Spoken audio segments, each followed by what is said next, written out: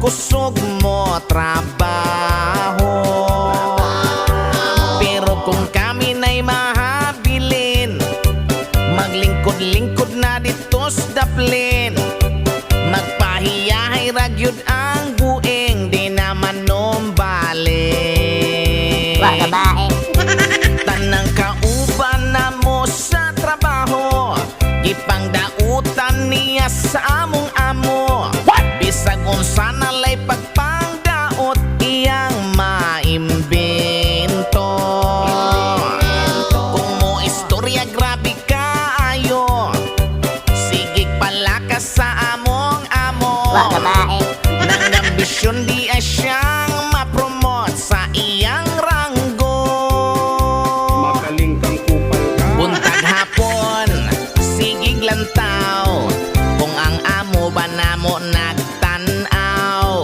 Kung ang amo gani mo lakaw, magpahiyahay dayon ang amaw.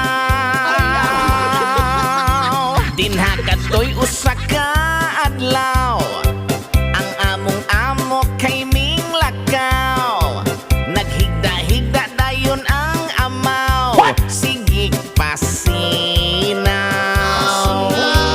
Apan wala siya kahibalo, ngaming balik di ay among amo. Og dito siya na bisto sa iyang tinunto. Unya karon kay ang hangal sa trabaho siya gitanggal. Way naluoy nga kauban, matod nila gigabaan. Unya karon kay ang hangal sa trabaho siya gitanggal. Way naluoy nga kauban, matod nila gigabaan.